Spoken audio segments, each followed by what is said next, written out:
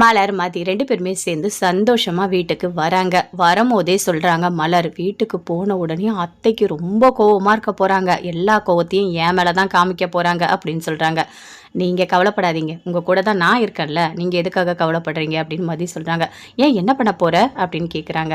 அவங்க ஏதாவது பேசுனாங்கன்னா வாயை மூடுங்க. ஏதாவது பேசுனீங்க உங்களை என்ன பண்ணுவேனே தெரியாது அப்படின்னு சொல்ல போறேன் அப்படின்னு மதி சொல்றாங்க. உண்மையாவா மதி? நீ அத்தையை மிரட்டுவியா அப்படின்னு மலர் கேட்குறாங்க. ஆமாம், அவங்களாம் அப்படி தான் மிரட்டணும். அப்படி மட்டும் நீ அவங்கள மிரட்டினன்னு வச்சுக்க, உண்மையாகவே நான் சந்தோஷமாக சிரிப்பேன் அப்படின்னு மலர் சொல்கிறாங்க. ஐயோ, அதெல்லாம் ஒன்றும் இல்லைங்க, நான் சும்மா தான் சொல்கிறேன். அவங்கள போய் யார் மிரட்டுவா? சும்மா பேசினாலே ஊரை ரெண்டாக்கிடுவாங்க. அதெல்லாம் ஒன்றும் இல்லை அப்படின்னு பேசிகிட்டே வீட்டுக்கு வராங்க. அப்படியே லட்சுமி பயங்கர கடுப்போட உட்காந்துட்ருக்காங்க. என்ன மலர், என்ன வாக்கிங்லாம் போயிட்டு வந்துட்டியா அப்படின்னு கேட்குறாங்க. போயிட்டு வந்துட்டேன் அத்தை.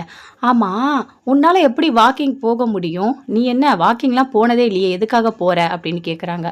இல்லை அத்தை, இவ்வளோ நாள் வீட்டில் வேலை இருந்தது, அதனால் நான் போகல. ஆனால் இப்போது எனக்கு டைம் இருந்துச்சு. என்ன டைம் இருந்துச்சா? வேலைலாம் அப்படியே கிடக்குது அப்படின்னு சொல்கிறாங்க. ஐயோ அத்தை, எல்லா வேலையும் நான் முடிச்சிட்டேன். எல்லாருக்கும் டிஃபன் கொடுத்துட்டேன், எல்லாமே பண்ணிட்டேன். மதியம் லஞ்ச் மட்டும்தான் இருக்குது. நானும் மதியம் சேர்ந்து அதை சீக்கிரமாக முடிச்சிருவோம் அப்படின்னு மலர் சொல்கிறாங்க. அப்படியா? சீக்கிரமாக முடிச்சிருவியா? கரெக்டான டைமுக்கு 2 பேருக்கும் சாப்பாடு கொடுத்துருவியா? நாங்கள் 2 பேருமே சேர்ந்து வயசானவங்க, எங்களுக்கு லேட்டாக சாப்பாடு கொடுத்தா சரியாக இருக்காது அப்படின்னு சொல்கிறாங்க. அத்தை, ஒரு 1 ஹவரில் சமைச்சிருவேன் அத்தை அப்படின்னு சொல்கிறாங்க. சரி போ போ மலரே போ, நீ என்னைக்கு என் பேச்சை கேட்டிருக்க, நீ போ அப்படின்னு சொல்கிறாங்க. பார்த்தீங்களாங்க என்ன பேசிகிட்டு இருக்காங்கன்னு? 2 பேரும் சேர்ந்து சந்தோஷமாக வாக்கிங் போயிட்டு வராளுங்க. இதெல்லாம் பார்க்கும்போது எனக்கு அப்படியே கடுப்பாக இருக்குது. இந்த மதி மலரோட மனசை கொஞ்சம் கொஞ்சமாக மாற்றிட்டு இருக்காங்க, விட்டுறக்கூடாது அப்படின்னு லட்சுமி சொல்கிறாங்க. ஆமாம் லட்சுமி, நீ சொல்கிறது என்னவோ உண்மைதான் அப்படின்னு ராகவனும் சொல்லிட்டு இருக்காரு. இருங்க, அவள் 1 ஹவரில் சமைக்கிறேன்னு சொல்லியிருக்காள்ல, நான் என்ன பண்ணுறேன்னு பாருங்க அப்படின்னு லட்சுமி உள்ளே போகிறாங்க. போன உடனே என்ன மலர் என்ன பண்ணுற அப்படின்னு கேட்குறாங்க. அத்தை, இதெல்லாம் பண்ண போகிறேன். ஐயோ மலர், இந்த ஐட்டம் எதுவுமே எனக்கு வேணாம். இன்றைக்கி சாம்பார் ரசம் எதுவுமே நீ பண்ணாத. நல்லா போயிட்டு மீன் வாங்கிட்டு வா, மீன் குழம்பு வச்சுட்டு மீன் வறுத்துரு, கறி வச்சிரு, கறி அந்த சூப்பு மாதிரி பண்ணி கொடு, அவருக்கு கொஞ்சம் ஒரு மாதிரி இருக்குது அப்படின்னு சொல்கிறாங்க. அத்தை, இதெல்லாம் பண்ணால் லேட் ஆகும். ஆமாம், லேட்டாக தான் ஆகும். நீ தான் சொன்னியே 1 மணி நேரத்தில் சமைக்கிறேன்னு சொல்லிட்டு. வயசானவங்களுக்கு சாப்பாடு கொடுக்கணும், ஹெல்த்தியாக கொடுக்கணும்னு உனக்கு தெரியாதா?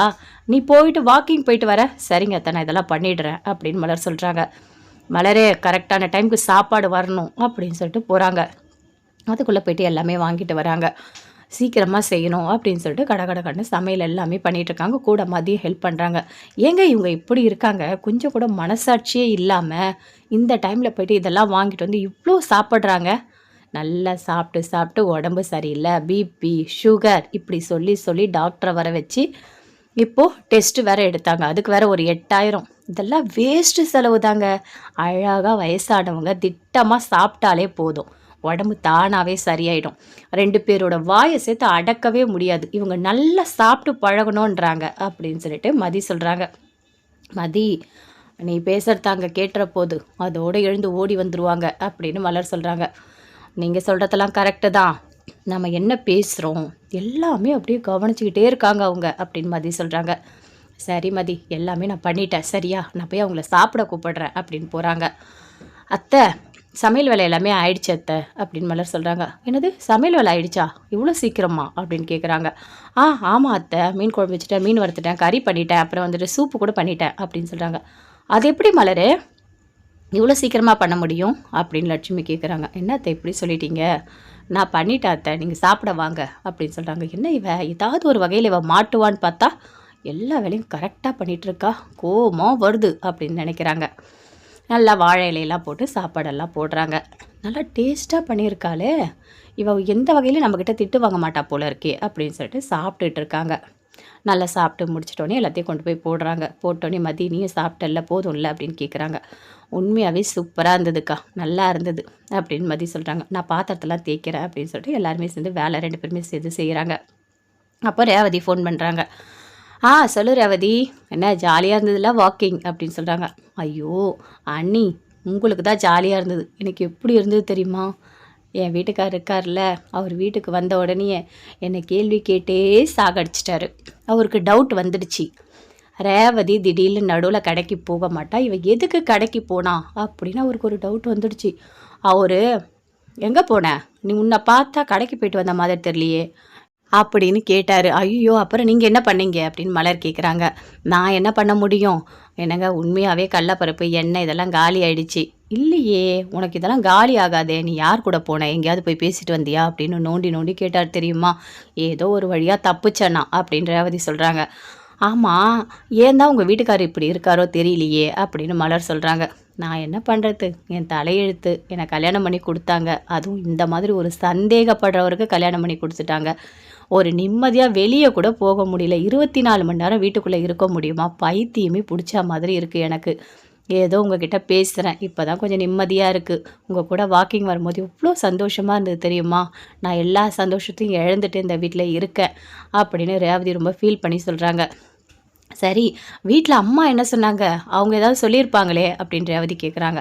ஆமாம் ஆமாம், உனக்கு எதுக்கு தேவையில்லாத இந்த வேலை, நீ எதுக்கு வாக்கிங் போகணுன்னு கேட்டாங்க. அப்புறம் வந்து சமையல் செய்கிறேன், சாம்பார் ரசம்லாம் வைக்க போகிறேன்னு சொன்னேன். ஐயோ மலர், நீ அதெல்லாம் எதுவும் வைக்க தேவையில்ல, மீன் குழம்பு, கறி குழம்பு, சூப்பு இதெல்லாம் வைக்க சொன்னாங்க. ஐயோ அண்ணி அப்புறம் என்ன பண்ணீங்க அப்படின்னு ரேவதி கேட்குறாங்க. எல்லாமே நான் 1 ஹவரில் செஞ்சு கொடுத்துட்டேன். அப்படியா, சூப்பர் சூப்பர் அப்படின்னு ரேவதி சொல்கிறாங்க. உங்கள் அம்மாவால் எதுவுமே பேச முடியல அப்படின்னு சொல்லிட்டு மலர் சொல்கிறாங்க. பரவாயில்ல அண்ணி, ஆனால் உண்மையாகவே சந்தோஷம், கொஞ்சம் வெளியே போய் நடந்தா, கொஞ்சம் வெளி உலகத்தை பார்த்தா தான் நல்லா இருக்கும் அப்படின்னு ரேவதி சொல்கிறாங்க. இனிமே டெய்லி வாக்கிங் வரத்துக்கு நான் என்ன வழியோ அதை நான் தேடுறேன். என் வீட்டுக்கார்கிட்ட நான் ஏதாவது ஒரு காரணத்தை சொல்லிவிட்டு கண்டிப்பாக நான் வருவேன் அப்படின்னு ரேவதி சொல்கிறாங்க. மதி என்ன பண்ணுறா, மதி கூட மாட எல்லா வேலையும் செஞ்சா அப்படின்னு சொல்லிட்டு மலர் சொல்கிறாங்க. சரி நான் ஃபோனை வச்சிடுறேன் அப்படின்னு ரேவதி ஃபோனை வச்சுட்டு அங்கேருந்து போகிறாங்க. அப்படியே மதி உக்காஞ்சிட்ருக்காங்க. நான் போகிறேன் ரூமுக்கு அப்படின்னு சொல்லிட்டு, சரி மதி நீ போ அப்படின்னு சொல்கிறாங்க. மதி அப்படியே ரூமுக்கு போகிறாங்க. போன உடனே உட்காந்துட்ருக்காங்க. அப்போ சுரேஷ் வராரு. வந்த உடனே அப்படியே பார்க்குறாரு. சரியான திமிர் பிடிச்சவ, இவகிட்ட போய் என்ன பேசுறது அப்படின்னு சொல்லிட்டு. ஆமாம் என்ன, எனக்கு தெரிஞ்ச ஒரு காலேஜில் வேக்கன்சி இருக்கா, நீ போறியா அப்படின்னு சுரேஷ் கேட்குறாரு. அப்படியா, சொல்லுங்கள் என்ன காலேஜ் அப்படின்னு கேட்குறாங்க மதி. நேம் சொல்கிறாரு. இங்கே பாருங்கள், அந்த காலேஜ்லாம் எனக்கு வேண்டாங்க அப்படின்னு சொல்கிறாங்க. ஏன், எதுக்காக, நல்ல காலேஜ் தானே அப்படின்னு சுரேஷ் சொல்கிறாரு. இல்லை அதுக்காக நான் சொல்லலை, எனக்கு வந்துட்டு நான் வேறு ஒரு இடத்துல இன்டர்வியூ அட்டன் பண்ணியிருக்கேன், எனக்கு அந்த காலேஜ் ஓகேன்னு தோணுது, அங்கே என்னை வர சொன்னாங்கன்னா நான் போய் ஜாயின் பண்ணிவிடுவேன் அப்படின்னு சொல்கிறாங்க. சரி சரி, உனக்கு எங்கே பிடிச்சிருக்கோ நீ அங்கேயே போ அப்படின்னு சுரேஷ் சொல்கிறாரு. ஐயோப்பா ரொம்ப நல்லவர், இவர் சொல்கிற வேலைக்கு போனால் தேவையில்லாத பிரச்சனை கண்டிப்பாக வரும், ஏன்னா இவரோட நல்லவர்லாம் கிடையாது அப்படின்னு சொல்லிட்டு மதி மனசுக்குள்ளேயே நினைக்கிறாங்க. சுரேஷ் யோசிக்கிறாரு. இவ கூட எப்படியாவது வாழணும்னு நினச்சா கொஞ்சம் கூட இடம் கொடுக்கவே மாட்றா.